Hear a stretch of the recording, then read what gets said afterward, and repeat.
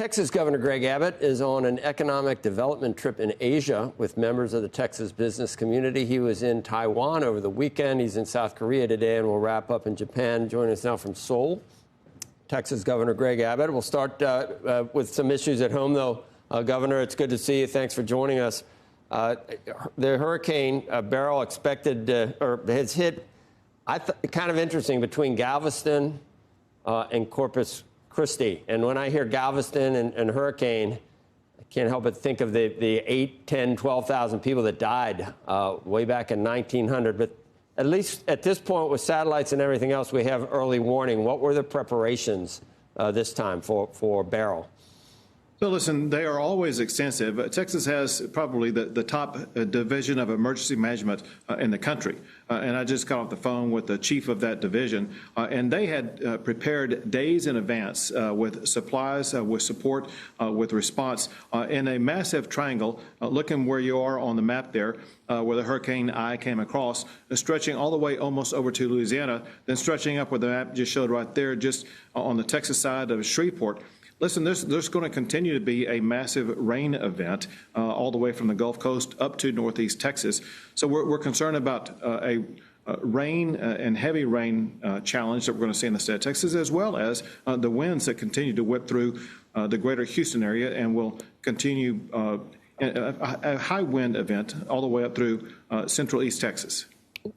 And we wish, everybody's in our thoughts, wishing for the best possible outcome we can have down there, Governor. But you are in a different part of the world right now, an economic development mission to Taiwan. And we can remember some previous time when politicians visit Taiwan, sometimes it doesn't please the mainland. I don't think you'd think about that. In fact, you might think about it, but actually enjoy it a little bit. Well, so let me tell you what happened. Texas only has, before now, one business office in another country, and that's Mexico. This past session, the Texas legislature actually passed a law establishing an office in Taiwan because we support Taiwan both as a country but also economically. Trade is already robust between Texas and Taiwan, and what we've done over the past few days in Taiwan just strengthens that and will embolden it even more. So I met with, there's a picture of me, a meeting with the president of Taiwan. We entered into an economic development agreement with Taiwan, and we officially opened the Texas Economic Office in Taiwan. Yeah, and everybody knows you don't mess with Texas. I just wonder, what kind of signal that says. It's a very important area for technology, and we can, we're hurrying as quickly as we can to onshore a lot of that stuff. But how many years are we going to need Taiwan? And does it remaining independent, is that part of what we need to ensure? Well, listen, I think the globe needs it. The globe needs peace and prosperity across the entire area.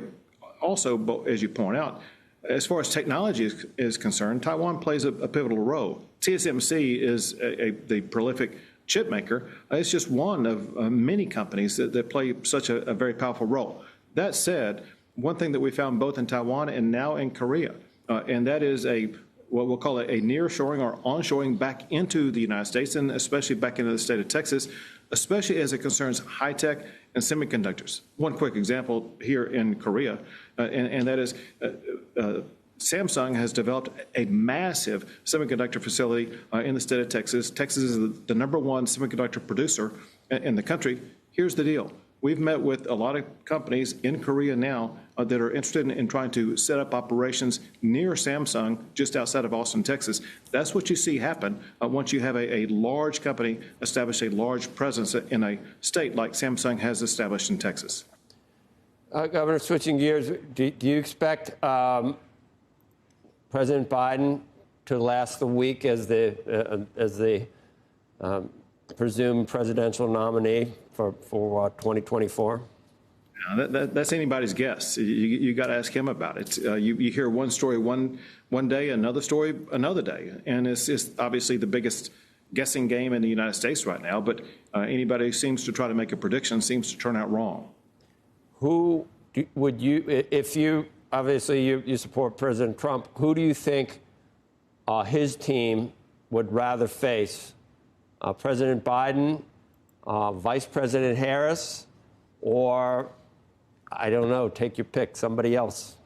So I'll give you the answer that you don't want to hear, or you may not like, and that is, listen, when you look at the issues that Americans are confronting right now, and they're both concerned and angry, concerned about inflation hitting their pocketbook. And I know y'all talk about interest rates and inflation rate coming down, but listen, the average American is still paying way too much at the grocery store, paying too much for gasoline and things like that. Inflation is still taking a bite out of fellow Americans, and they need results, not rhetoric about that. And then the other main issue in the United States is illegal immigration, not legal immigration, but illegal immigration. It's caused chaos and death in the state of Texas, in New York, and other states across the country. And so those are issues where it doesn't matter which Democrat is going to be on the ballot.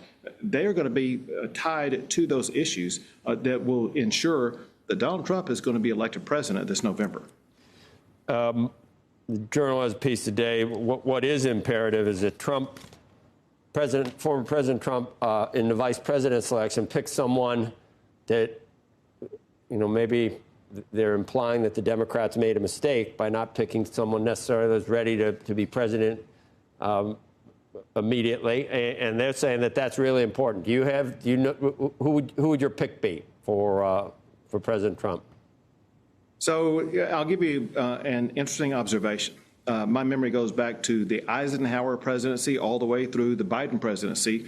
Every single one of those presidents had as a vice president a former member of Congress. There's a reason for that. If you want to get your agenda passed, you got to get it through Congress, and you need somebody with the experience in Congress to make sure it can get done.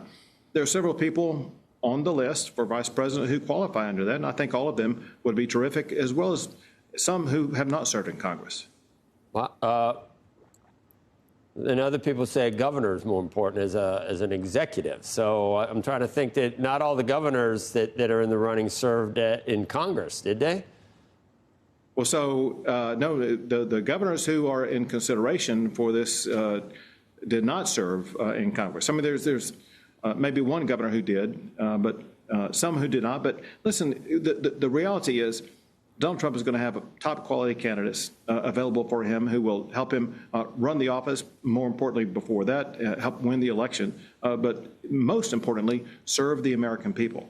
And we are going to ensure that the concerns that average Americans are facing every day are going to be addressed. And that starts with containing inflation and instilling safety in our communities and our country and across the entire country so that we don't have illegal immigration causing the problems that it's causing right now.